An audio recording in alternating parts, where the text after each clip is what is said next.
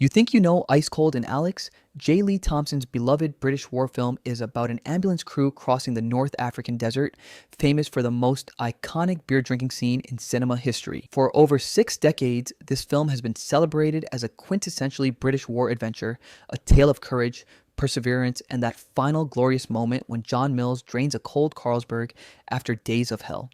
But the historical record reveals a production far more brutal and ethically compromised than the polished final product suggests. Number 20, The Ambulance That Should Never Have Been Used.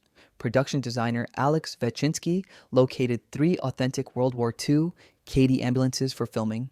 These were not replicas. They were actual vehicles that had seen service in North Africa 15 years earlier. One had been abandoned in the desert near Benghazi in 1943 and recovered by a local mechanic who had kept it barely functional. The vehicle's engine was compromised. The suspension was damaged. The fuel system leaked. A proper safety inspection would have condemned it as unroadworthy. Thompson looked at this mechanical disaster and declared it perfect. He wanted authentic breakdowns on camera. He wanted real mechanical failures forcing real solutions. The chief mechanic, a former Royal Army Service Corps veteran named William Hartley, warned Thompson that using these vehicles in the desert was genuinely dangerous. Thompson's response was recorded in production notes. If the ambulance fails, we film the failure. If it can't be fixed, we film that too. Number 19. The star who was actually dying. John Mills arrived in Libya already sick. He had contracted a respiratory infection 2 weeks before filming began, but did not tell the production because he feared being replaced. By the 3rd day in the desert, his condition had worsened significantly. The temperature reached 115 degrees Fahrenheit. The dry desert air shredded his already compromised lungs. He coughed constantly between takes.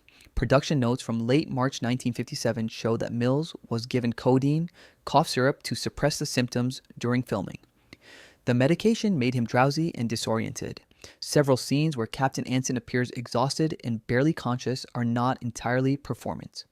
Mills was genuinely struggling to remain upright. By week 4, he had developed walking pneumonia.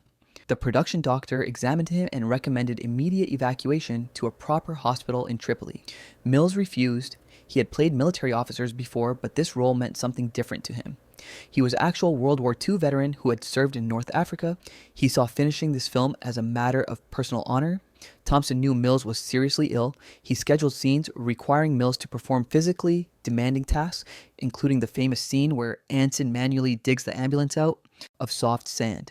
Mills spent 4 hours in 112-degree heat shoveling sand while suffering from pneumonia. He collapsed twice. Medical staff revived him with oxygen and fluids. Thompson kept filming. Number 18, the actress who discovered the truth too late. Sylvia Sims was 23 years old when she was cast as Sister Diana Murdoch. She had minimal film experience and had never been outside England. Thompson and the producers told her the film would be shot in controlled desert conditions with full support infrastructure. When she arrived in Libya and saw the actual filming location, she realized she had been deceived. They were filming in genuine desert, miles from any settlement with minimal facilities. The base camp was a collection of tents that offered no protection from the heat. There were no proper toilets, no private changing areas, no air conditioning. Sims was expected to spend 12 to 14 hours per day in heavy period nursing uniform in temperatures exceeding 110 degrees. When she complained to Thompson, he told her that real nurses in 1942 had endured worse. Sims asked to see her contract. The fine print revealed she had agreed to location filming in North Africa under period-appropriate conditions. Her agent had negotiated the contract without consulting her about the specifics. She was contractually trapped. Leaving would constitute breach of contract and end her nascent career. So she stayed. Number 17, the German actor playing British. Anthony Quail's character, Captain Vanderpoel, is revealed to be a German spy masquerading as a South African officer. But here's the disturbing irony. Quail himself was engaged in deception throughout the production. He had recently undergone treatment for alcoholism at a private clinic in Switzerland. His doctors had warned him that returning to work too soon, particularly in stressful conditions, could trigger relapse. Quail ignored this advice. He needed the money and the career momentum. He arrived in Libya determined to stay sober. The effort lasted 11 days. The combination of desert heat, physical exhaustion, and the isolation of location filming overwhelmed his fragile sobriety. He began drinking secretly, buying bottles from local suppliers and hiding them in his tent. By week 3, other cast members noticed. Quail would arrive at morning calls smelling of alcohol. His hands trembled during scenes. Thompson confronted him privately. Quail admitted the relapse and begged not to be fired. Thompson made a calculation. Replacing Quail would mean reshooting 3 weeks of footage. The budget could not absorb that cost. So Thompson kept Quail working while monitoring his drinking, the character's increasing desperation and physical deterioration as the journey progresses mirrors Quail's actual collapse. By the final week of filming, Quail was barely functional. The scene where Vanderpoel is revealed as a German spy and accepts his fate with quiet resignation is Quail genuinely accepting that his career was probably over. He checked back into rehab 2 weeks after filming wrapped. Number 16. The local extras who were exploited. The film required dozens of Libyan extras to portray refugees, soldiers, and civilians. These extras were recruited from villages near the filming locations and paid approximately £1 per day, roughly equivalent to 50 British pence. British crew members were paid 10 to 15 times that amount for the same work. The disparity created tension that Thompson ignored, but the real exploitation was more insidious. The extras were subjected to the same brutal desert conditions as the principal cast, but without the same medical support or safety protections. When a Libyan extra collapsed from heat stroke during a crowd scene in April 1957, he was given water and told to rest in the shade. British crew members who experienced similar symptoms were evacuated to air-conditioned medical tents and treated by qualified doctors. The two-tier system was explicit and unquestioned. After filming wrapped, the Libyan extras received no screen credit, no residual payments, and no acknowledgement. Decades later, when researchers tried to identify and interview these extras, most could not be located. Those who were found described the experience as being treated like props rather than people. One former extra, speaking in 2003, said the British crew never learned his name. They just pointed and told him where to stand. Number 15. The minefield that was real. One of the film's most tense sequences shows the ambulance navigating through a German minefield. Thompson wanted to film in an area that looked authentically dangerous. His location scout found the perfect spot, an area outside Tobruk that had actually been a minefield during the war. British Army engineers had cleared it in 1946, marking it as safe for civilian use. But mine clearance in 1946 was imperfect. Unexploded ordnance remained scattered throughout North Africa.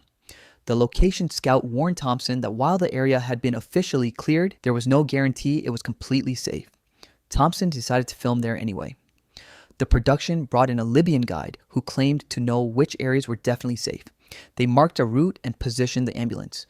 During filming, while John Mills walked ahead of the vehicle supposedly checking for mines, he was actually checking for mines. The tension visible on his face is not entirely acting. He knew there was a genuine possibility of stepping on an unexploded mine from 1942. The scene was completed without incident, but 3 months after the production left Libya, a local farmer working near that same area triggered an unexploded Italian mine that took his leg.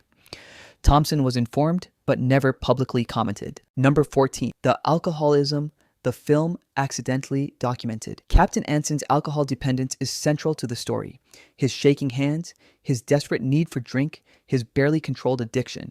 What audiences do not realize is that they are watching documentary footage of actual alcoholism. John Mills was not an alcoholic, but to prepare for the role, he consulted with doctors who specialize in treating alcoholism and studied the physical symptoms of withdrawal. The trembling hands, the sweating, the paranoia. Mills reproduced these symptoms so accurately that several medical professionals who saw the film later contacted the production, thinking Mills himself was suffering from alcohol addiction. But here is the darker truth. Anthony Quail's real alcoholism bled into Mills's performance. Thompson deliberately scheduled scenes showing Anson's withdrawal symptoms on days when Quail was visibly suffering from his own drinking. He positioned the actors together so Mills could observe Quail's genuine tremors and incorporate them. Mills did not know he was studying real addiction in his co-star. He thought Quail was showing him technique. Only after production ended and Quail's rehab became public knowledge did Mills realize what had happened. Thompson had weaponized one actor's disease to improve another actor's performance. When Mills discovered this, he called it the most morally compromised thing he had experienced in 40 years of acting. Number 13. The bog scene that caused permanent injury. The famous sequence where the ambulance becomes trapped in a salt bog and must be manually extracted is the film's centerpiece. The scene required the actors to spend hours in thick, wet salt mud, digging and pushing the vehicle. Thompson found an actual salt bog outside El Aguila and positioned the ambulance. What he did not investigate was the chemical composition of the bog. The salt concentration was so high it caused chemical burns on exposed skin. The actors wore period-appropriate clothing, which meant bare forearms and necks. After 2 hours of filming in the bog, all 4 principal actors showed signs of skin irritation.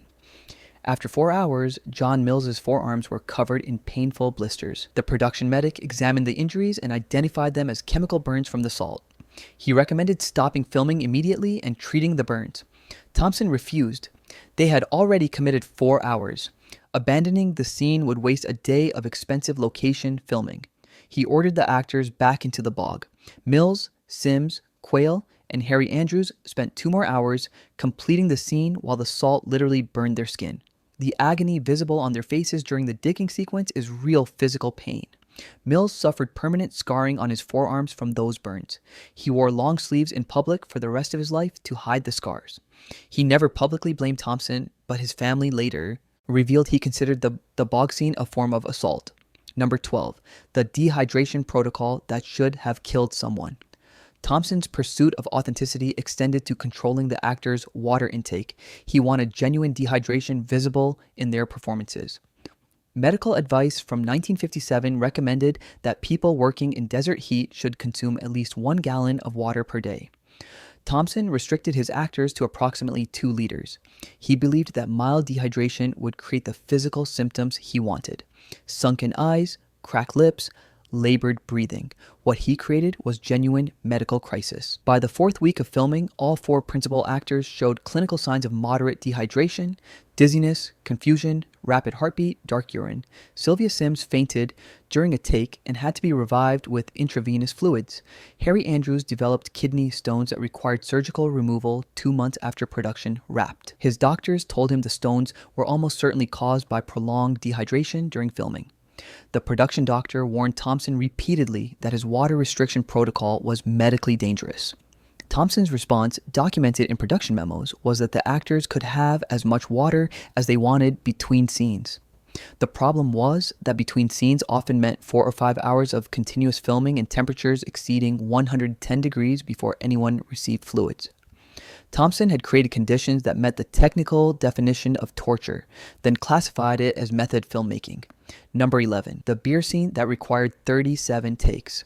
The final scene, where Captain Anson finally drinks his ice-cold beer at Alex, is cinema's most famous beverage consumption.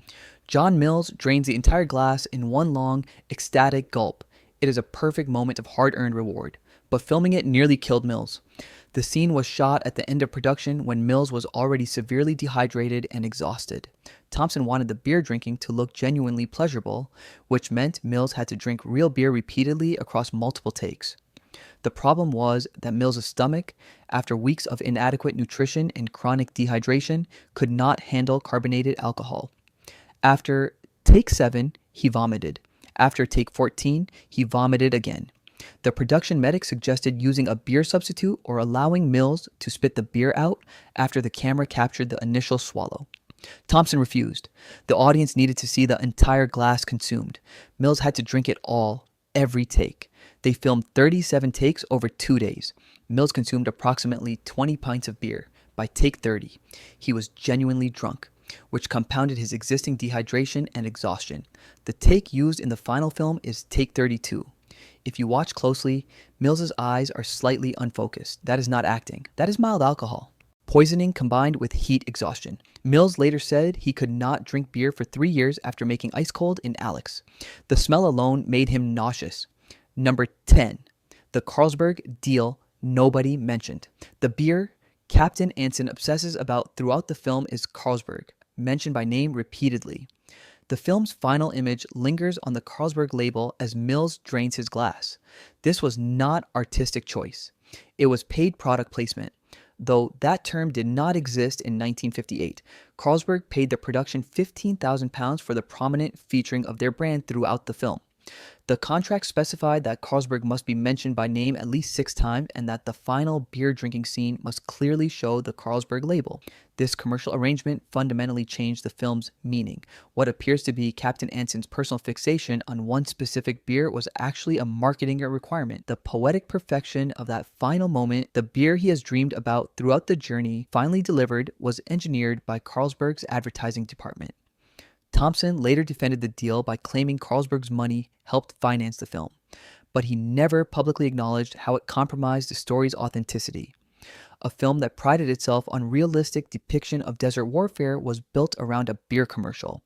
When critics praised the beer scene as perfect storytelling, they did not know they were praising advertising. Number 9, the author who hated what they did to his book. Ice Cold and Alex was based on Christopher Landon's 1957 novel, itself based on Landon's actual experiences as an ambulance officer in North Africa. Landon sold the film rights with the standard expectation that the adaptation would deviate from his book. But when he saw the finished film, he was horrified. Thompson had cut entire characters, changed the ambulance crew's relationships, and most significantly, added the reveal that Van der Poel was a German spy. In Landon's novel, Van der Poel was genuinely a South African officer. The spy twist was Thompson's invention to add thriller elements. Landon believed this fundamentally betrayed the book's theme, which was about genuine cooperation between different Allied forces under stress. Thompson's addition of a German infiltrator transformed the story into conventional espionage drama. Landon wrote to Thompson expressing his disappointment. Thompson's reply, preserved in Landon's personal papers, was dismissive. Books and films are different mediums. What works on the page doesn't necessarily work on screen. Audiences need clear antagonists. Landon never wrote another novel. He later told friends that seeing his wartime experiences, his memories of men who had died, turned into a thriller with beer advertising broke something in him. He felt he had betrayed his fallen comrades by allowing their story to be commercialized. Number 8, the stunt that killed the coordinator. The scene where the ambulance nearly goes over a cliff required a controlled stunt with the vehicle positioned on the edge of a steep embankment.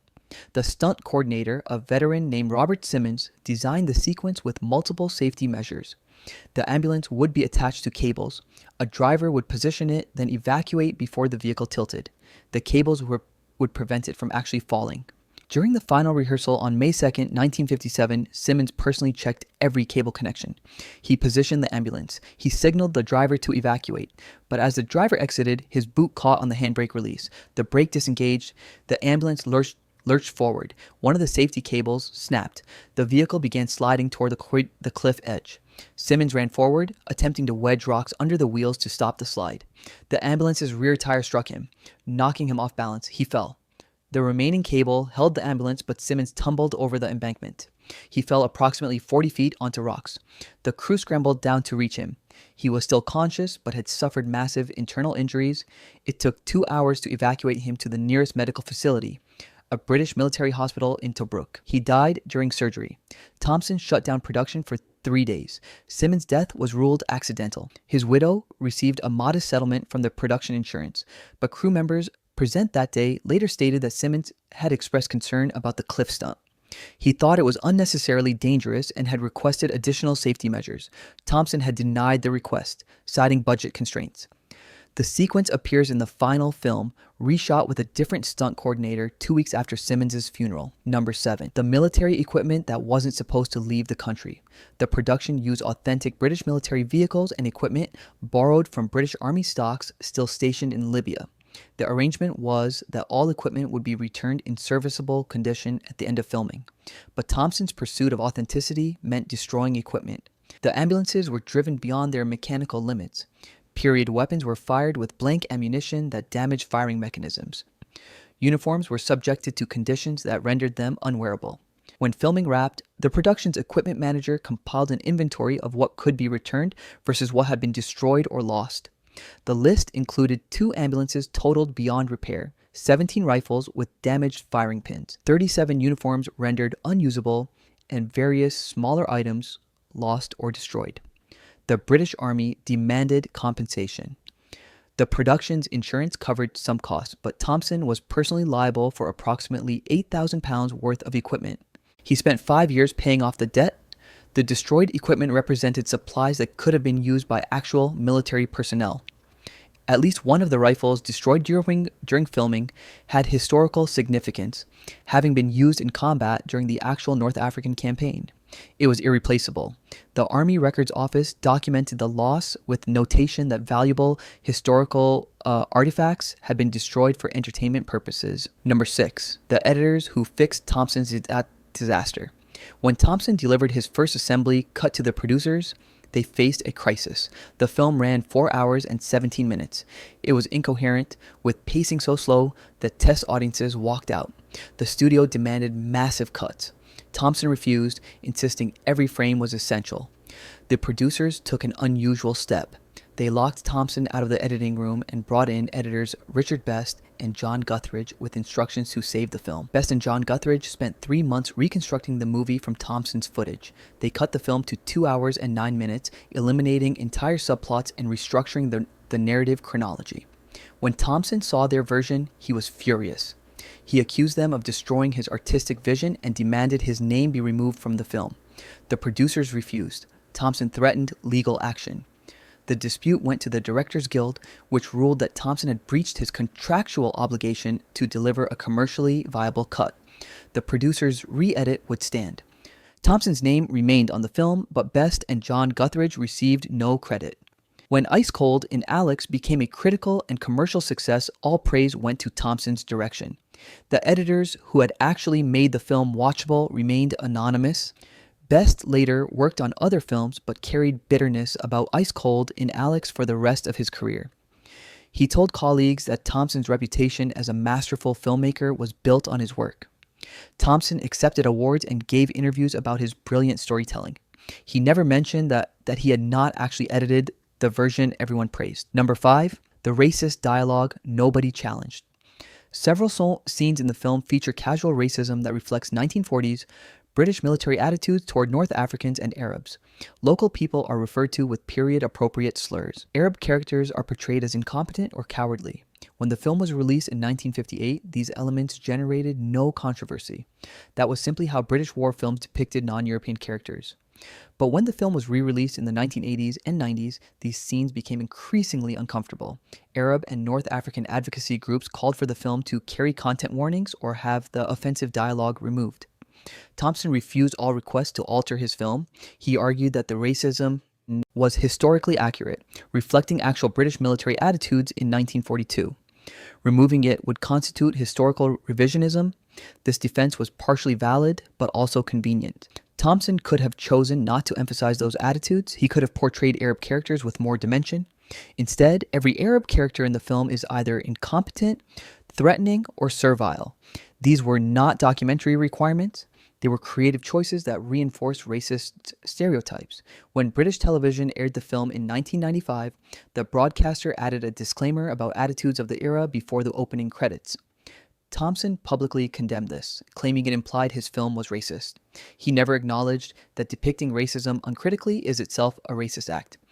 The film continues to air regularly on British television, still containing dialogue that would never be permitted in contemporary productions. Number 4. The victory celebration that excluded the crew.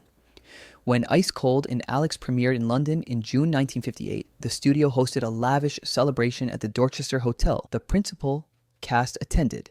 The producers, the studio executives, the financiers. Champagne flowed. It was a triumph of British filmmaking, but the crew members who had actually filmed the movie in the Libyan desert were not invited. The camera operators, the sound technicians, the grips and electricians who had endured the same brutal conditions as the actors received no recognition. When several crew members inquired about attending the premiere, they were told it was an industry event for above-the-line talent only. Below-the-line personnel were not appropriate for the Dorchester. This was not unusual for 1958. The class divisions in British film industry were explicit and accepted. But the disparity was particularly stark for Ice Cold in Alex. The technicians had suffered heat exhaustion, dehydration, and injuries, creating the footage being celebrated. They had endured the same desert, the same deprivation, often with less support than the pampered stars. And when success arrived, they were excluded. One camera operator, speaking decades later, described attending the public premiere at a regular cinema rather than the industry screening. He watched the film he had shot being projected on screen while John Mills attended champagne receptions elsewhere. The operator had developed permanent respiratory problems from breathing dessert sand during filming. He received no compensation beyond his standard daily rate. Number 3, the sequel. Thompson almost destroyed his career making. Ice Cold in Alex's success convinced Thompson he could make another desert epic. In 1959, he began developing a sequel following the same characters further into North Africa. He spent months writing, secured preliminary financing, and approached John Mills about reprising the role of Captain Anson. Mills refused. He told Thompson he would never work under those conditions again, not for any amount of money. Sylvia Sims also refused. Harry Andrews refused. Every principal actor declined. Thompson tried to recast with new actors, but could not secure financing without the original cast. He spent 2 years trying to resurrect the project, becoming increasingly obsessed and erratic. His marriage collapsed. He began drinking heavily. Other projects fell apart because he could not focus on anything except his desert sequel. By 1962, Thompson's career was in genuine jeopardy. He was known as difficult and unreliable. Nobody would hire him. His salvation came when he was offered The Guns of Navarone, a big-budget war film that would rehabilitate his reputation. But he never forgot the sequel that defeated him. His personal papers, examined after his death, contained dozens of draft scripts for the Ice Cold in Alex sequel. Some versions were coherent. Others descended into strange fantasies where the characters never escaped the desert, cycling through the same journey repeatedly. Thompson's obsession with returning to the desert bordered on pathological. The film he had made had somehow trapped him. He spent the rest of his career trying to escape its shadow. Number 2, the veterans who saw different films. When Ice Cold in Alex was screened for North Africa campaign veterans in 1958, the responses split along unexpected lines. British veterans generally praised the film's accuracy regarding desert conditions and mechanical problems. They recognized the authenticity of the daily struggle for survival. But when the film was shown to German veterans who had fought in North Africa, their reaction was completely different. They focused on Captain van der Pol, the German spy character. Several German veterans were offended by the portrayal, arguing that German intelligence officers were professionals, not desperate infiltrators. Others praised Anthony Quail's performance, seeing van der Pol as a sympathetic character trapped by circumstance, but the most striking responses came from Libyan and Egyptian viewers who had lived through the North African campaign as civilians. They pointed out that the film portrayed North Africa as an empty stage for European conflict. Actual North Africans appear only as background extras or obstacles. Their homes, their lives, their suffering under foreign occupation was completely invisible. The desert in Ice Cold in Alex is unpopulated wilderness, not the homeland of millions. This erasure was so complete that European audiences did not notice it. But for North African viewers, the film was science fiction, depicting their continent as empty desert punctuated by European soldiers. These different readings revealed that Ice Cold in Alex was not one film. It was multiple films depending on who watched and what they had experienced. Number 1. The truth about Captain Anson's heroism. The film presents Captain Anson as ultimately heroic, a damaged man who finds redemption through perseverance. His alcoholism is portrayed as a weakness he overcomes through force of will and duty. But Christopher Landon's original novel told a darker story. In the book, Captain Anson does not overcome his alcoholism. He manages it. The distinction is crucial. The novel's Anson acknowledges he will always be an alcoholic, that reaching Alexandria does not cure him, that the beer at Alex is a reward, but also a surrender. His heroism is not conquering his disease, it is completing his duty despite knowing he will never be free of it. Thompson changed this. His film version suggests that Anson's journey through the desert purges his addiction. The final beer is earned reward, not relapse. The implication is that sufficient willpower and hardship can cure alcoholism. This is medically false and potentially dangerous. Alcoholism is not a moral failing that discipline can eliminate. It is a disease requiring ongoing management. By transforming Landon's nuanced portrayal into a traditional redemption arc, Thompson created a fantasy that reinforces harmful stereotypes about addiction. Real alcoholics who saw the film and identified with Anson's struggle received the message that they just needed more willpower. Ice Cold in Alex endures as a beloved British war film, because it successfully disguises its darkness beneath triumphant narrative. Audiences see perseverance rewarded. They see damaged men finding redemption. They see that perfect final moment when effort is repaid with ice-cold satisfaction.